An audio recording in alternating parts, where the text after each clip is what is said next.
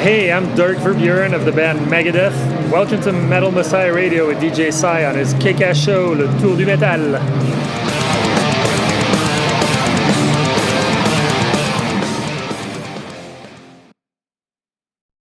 Hi everyone, salut à tous. This is Jordan of Death Waits and the Horizon. Welcome to Metal Messiah Radio for the Tour du Métal with DJ Sai. Today I have the huge honor to meet Dirk Verbeuren, who is currently drumming for Megadeth. Hi Dirk, how are you doing today? Good. Thank you. Actually, Dirk in English. Okay, Pardon, je savais Dirk. pas que ça allait être en anglais. Okay, Dirk. Dirk, yes. So, you're playing in HellFest this weekend with Megadeth. How did you get this huge opportunity? Well, I've been friends with Chris Adler, who's currently the Megadeth drummer on the latest album and on the recent tours. And I toured with him many years ago with Soilwork. We were opening for Lamb of God and Killswitch Engage in America on a big tour.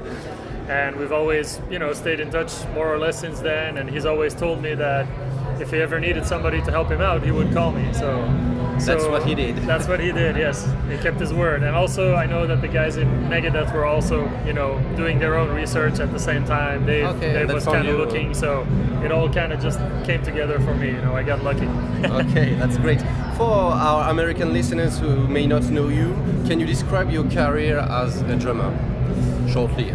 Sure, yeah. So my first band is called Scarve. It's a French band. Some people may know it. I know it. Yeah, I know you do.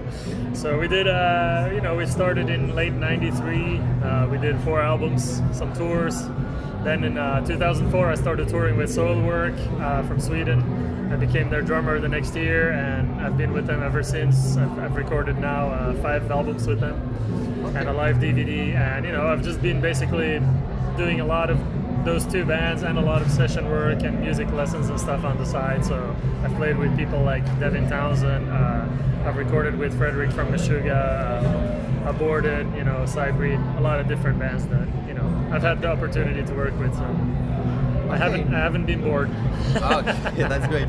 You're doing many things, so it's difficult to get bored. Yeah, right? I stay busy. Yeah. About your drum parts in the Megadeth songs, are you playing the exact same parts on those on CD? I'm trying to stay close to that because I think that's my job right now. It's when you come into a band that has a legacy like Megadeth. Yeah. You don't come in and like, I'm going to change everything. Yeah. It doesn't work that way. So I try to. I've been, of course, a fan like most people from back in the day. Peace Sells, but who's buying? Rust in Peace. Of course, big albums. So I'm kind of familiar with the songs, at least, especially with the older songs. And so I try to just put my own groove into them, but really respect like the way they were originally played by, the original drummers. Okay. About Megadeth, they have faced a lot of lineup changes through years. How was your integration in the band in this context? It was very smooth. The guys are really, really cool, really awesome, nice people, very welcoming. Immediately when I got there, after one day, I sat down with Dave Mustaine and we had some talks, and he was very open about everything, and there really hasn't been any bad feeling at all. It's been like a month now that I've been on the road with him, and it's been nothing but great. So, I think it's all about how you deal with a situation like that. I've been in bands for 25 years, so I kind of know how it works. You know it works. And I know what my place is. I think I do. So I try to just do what people expect of me. And if they ask me for my opinion, I'll give it. So and they do. Dave is always asking like, "What do you think of this song? Should we play this one?" Or so it makes me feel at home. Yes. Okay, that's great. Yeah. About Kiko Loureiro, you can answer me both as a Megadeth fan and both as the drummer. What does he bring to the band, according to you? He has definitely this, Brazilian flair in his playing, which I think you can really hear on some songs in Dystopia, which is great. So that's kind of a new element, and he's just he's very comfortable, in what he does. So he feels very, like when he's playing, it just feels like it's always going to be fine. Yeah, he seems like a great guy, always smiling, always clean. Exactly, always in a good mood, and always just going 100%. And I like that, because that's how I am. Like, of course, you're going to have some shows are going to be better than other shows, and that's going to happen. But for me, it's always about giving the best you can that day. And if you do that, then you have no reason to be upset, you know. So, Okay. so he's the same, I think. Yeah. Is the band an inspiration for you? Yeah, absolutely. I mean, I think when I first started listening to metal, actually one of the first vinyl records I bought was PSL's But Who's Buying. yeah. And I didn't really know the band. I was here in France, you know, living at the time. And I just went to some flea market, and there was some vinyl, and there was Metallica, Ride the Lightning, and Megadeth, PSL's But Who's Buying, and I think there was like a Halloween album and a Wasp album. Okay, you And bought all of it. yeah, and I was just like, oh, these covers are cool, you know, and they were like really cheap, so I just bought them, and yeah, so I've been, you know, ever since then I've been a fan, yeah. What are your favorite albums? I would say for me personally, PSL's, because that was the first one. First, yeah. Rust in Peace, Masterpiece. classic, and Euthanasia was really big for me. yeah. It's Okay. more, you know, it's more rock album, but I really like the songwriting on that. Okay, so and about the last one?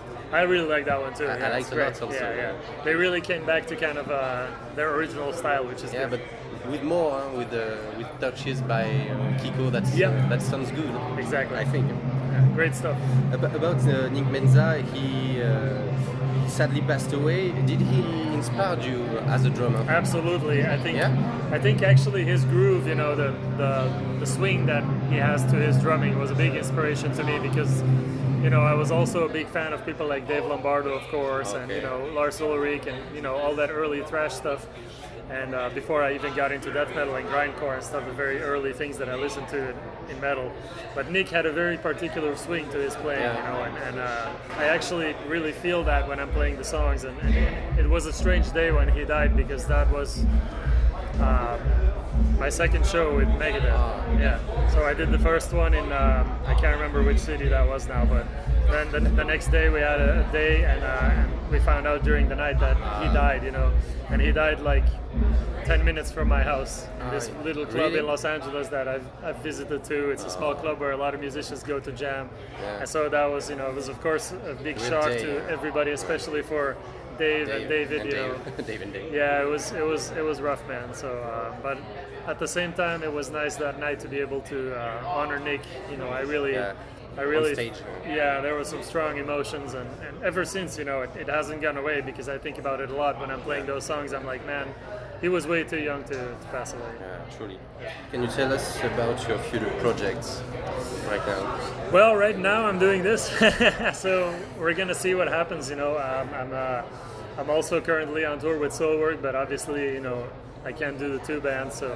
So as soon as something gets Megadeth is such a big band that it's Megadeth- impossible to have both. yes. If I, you know, we'll It's see the what same happens. for Chris Adler. Of course, yeah.